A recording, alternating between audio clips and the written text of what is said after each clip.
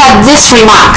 Okay, this remark is also in our textbook. Okay, this is a very interesting one. Okay, very interesting one. It says, if the two functions they equals each other when x naught equals a, what does this mean? F of x equals g of x everywhere else, just except for what? When x equals a, right? So when x equals a, we don't know whether they equals each other or not. But when x not equals a, they are the same function. Okay, they are the same function.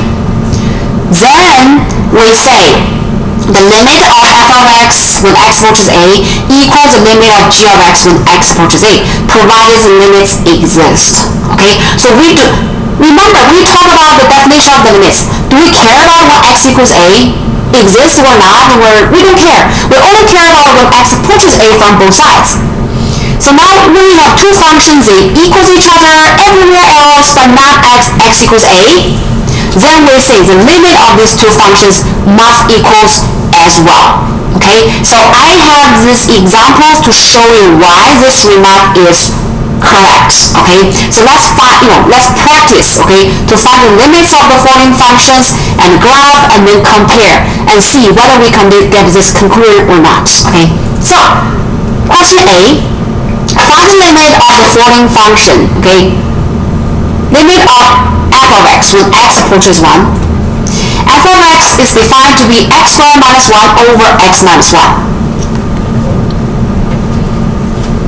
So this is the rational function, right? We just talked about rational function, and then we talked about direct substitute property. Can we use that direct substitute property for this function? X approaches 1. This is our a, right? Is this 1 in the domain of this rational function? What is the domain of this rational function? All numbers except for 1. All numbers but not equals 1. However, x approaches a, this a value exactly equals 1, right? So can we use a direct substitute to substitute x by 1 directly? Yes or no? No way. Because if we substitute x by 1, we get a 1 minus 1 is 0, right? And how about on the top? 1 squared is 1, minus 1 is 1, 0. So we'll have a 0 over 0 case. Can we say this limit does not exist?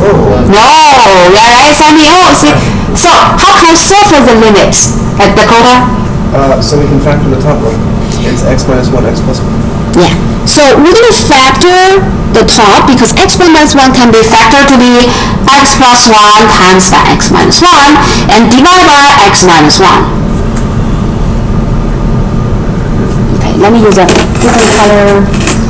This is the domain, okay? This is the domain. I'm going to circle the domain here. Okay, so because the domain says x cannot be 1, that means x minus 1 cannot be 0. Can we cancel out the x minus 1 from both top and bottom? Yes. When x not equals 1. Yes, we have to make x not equal 1. Okay? So now we're able to cancel out x minus 1 because x minus 1 it's not equal 0. So this new function f of x equals what? X plus 1. Okay? F of x actually equals x plus 1. Still has the same domain. Okay? X cannot be 1. Okay? Alright, let's find the limit of f of x when x approaches 1. F of x equals x plus 1. What function it is? Rational or polynomial? Polynomial. For polynomial functions, x equals 1, right? 1 is in the domain for x plus 1, right? So the limit of f of x approaches 1 equals what? 2. Yeah, f of 1, which equals what? 2. Okay, so I would say equals f of 1, and then f of x equals x plus 1, so 1 plus 1 is what? 2. Okay, so the limit of this function equals 2. Now I'm going to ask you guys to draw the picture of this function f of x. The limit equals 2. I'm going to let you graph the function f of x. Do you know how to graph the function f of x?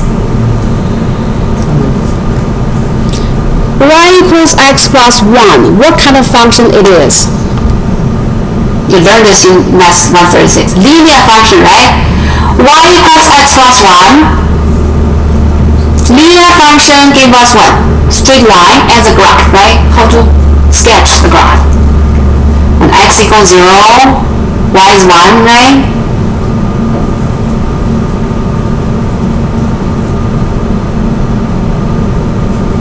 Zero, one.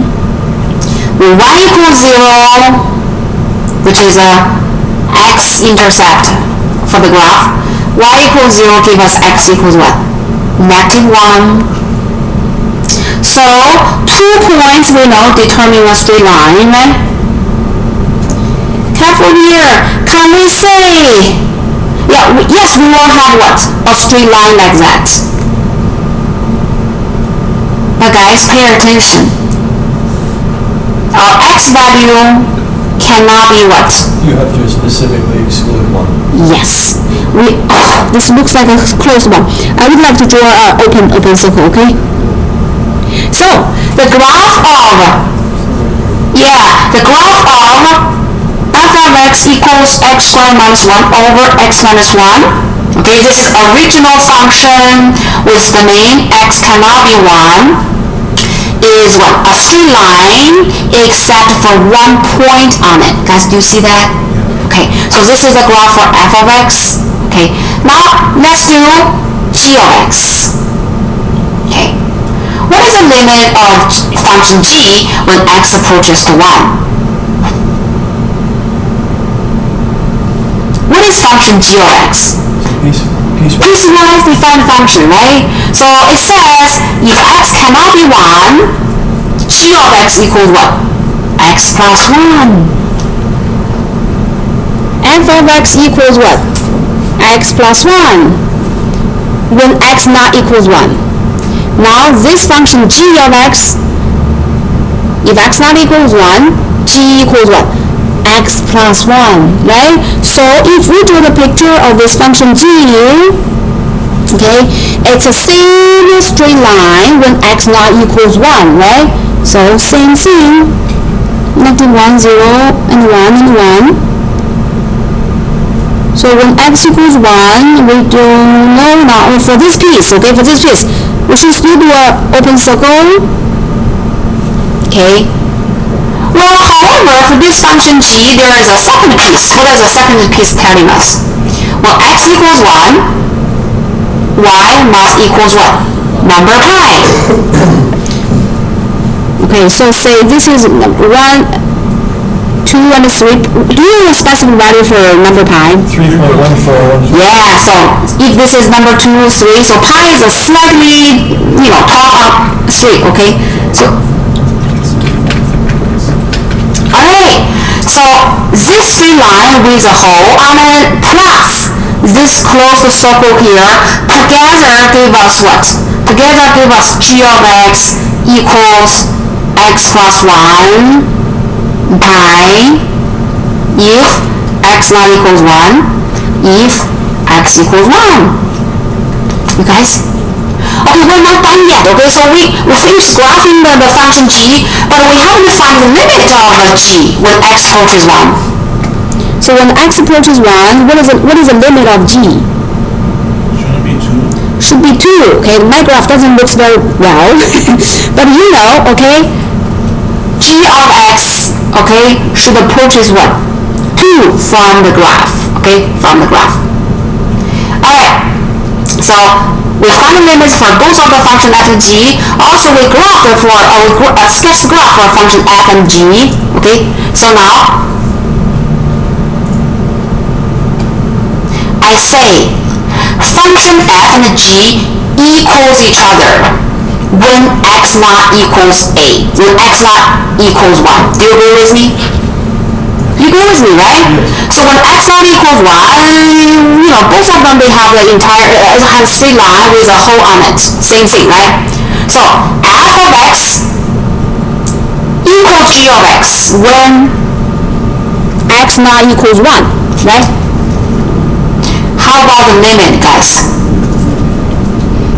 The limit of f limit of g when x approaches 1 equals each other or not?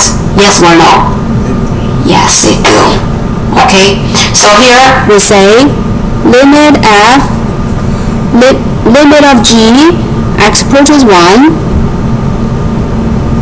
Okay. Yeah, conclusion is they equals each other everywhere when x1 equals a. However, what the conclusion is, we will have a limit of these both functions when x approaches a, they must equal. Do you guys see this conclusion from these two examples? You see that? Yeah, okay. So that means, do we care about the values of f of a or g of a? We don't care. We only care about what? Oh, if x1 equals a, if they equals, then the limit must be what? The same as well. Okay? So this is a remark. Okay, if you read your book, okay, you should see these examples from your book as well.